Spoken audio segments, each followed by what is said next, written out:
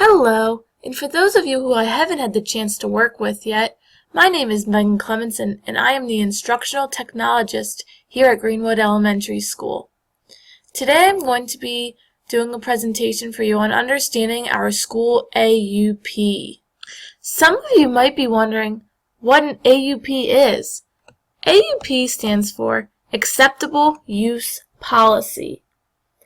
In the words of Bradley Mitchell, an acceptable use policy is a written agreement all parties on a community computer network promise to adhere to for the common good.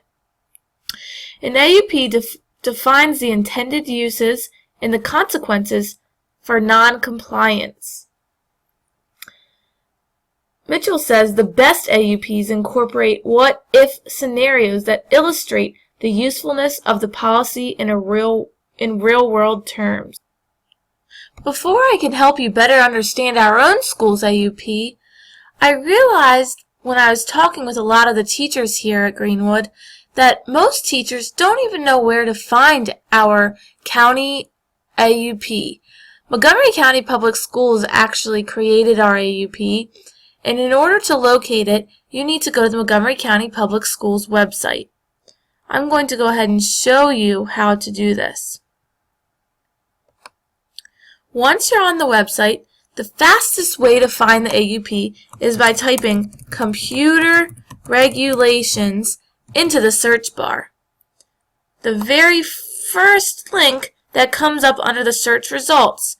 Make sure you're not looking up here under the recommended links, but this very first link, when you click it, will bring up a page that looks like this. This is our school's AUP.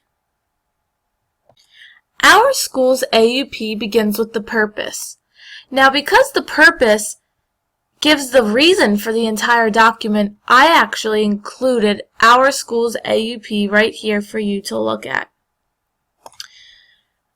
Mcps highlighted four main purposes of our county AUP. The first one, right here, is to ensure security of our computer systems and related technology. The second one is to state appropriate uses for all users. The third one is to increase learning using technology in a safe environment. And the last one is to ensure compliance with laws. The next section of our school's AUP is the definition section. This part of the document is really important. It actually takes up about 2 pages of the document. All of these are definitions of different words that might be used throughout the AUP.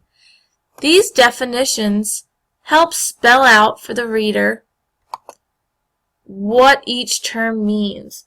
This really helps avoid any excuses of not understanding a term used, and that's why a rule is broken. For example, this is one definition I pulled from our school AUP. What I really wanted to highlight here was the word user. The word user is any MCPS staff member, student, or other individual authorized to use MCPS computers. Other individuals may include parents, volunteers, and contract temporary staff.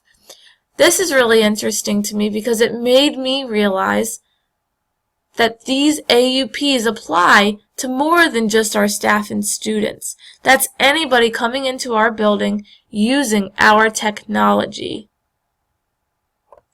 The procedures section is broken up into several different sections, such as electronic data and information security, physical security, systems and application security, and conduct and use. In this first part with the electronic data and information security, the part I really wanted to draw our attention to was the importance that users are responsible for their own account. This doesn't just apply to students not sharing their account with other students so that we can track who's on what, but also as teachers who we share our accounts with. I know some teachers find the easiest thing to do is to share their password and username with their substitute in order to access their plans for the day so that they can open everything they need.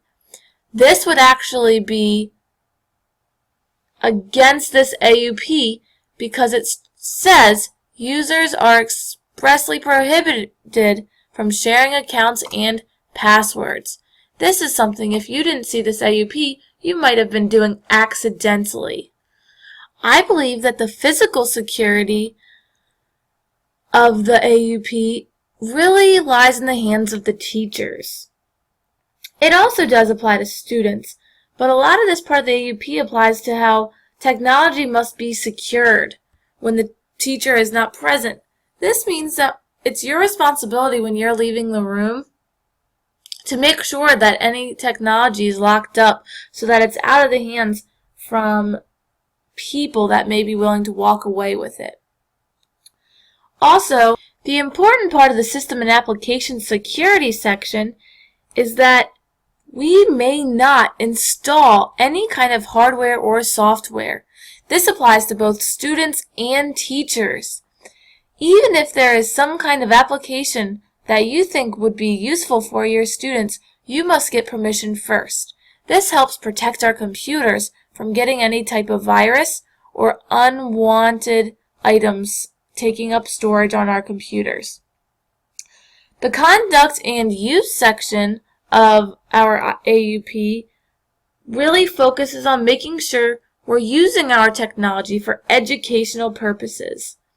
It's also important to remember that all of this can be reviewed. So make sure that you are also using your computer for educational purposes because it can be reviewed at any time, just as your students' computers can. An important component of any acceptable use policy is the non-compliance section. In this part of the document, consequences are given for any wrongdoing of the document. Here, I have included the non-compliance part of our AUP. Our non-compliance section is broken down into one part for employees and one part for students. So please note that disciplinary actions for employees may include a conference, warning, letter of reprimand, loss of privileges, suspension without pay, demotion, dismissal, and/or criminal prosecution.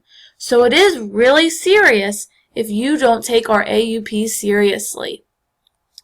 The disciplinary action for students may include, but not be limited to, a telephone call to parents or guardians, loss of privileges, restitution, suspension, and/or expulsion, and/or criminal prosecution. It's really important that we hold our students accountable for our school AUP. In order to make sure that everybody understands our acceptable use policy, one of the most important things is communication. Communication has to start with our faculty, which is the reason that I'm educating you right now.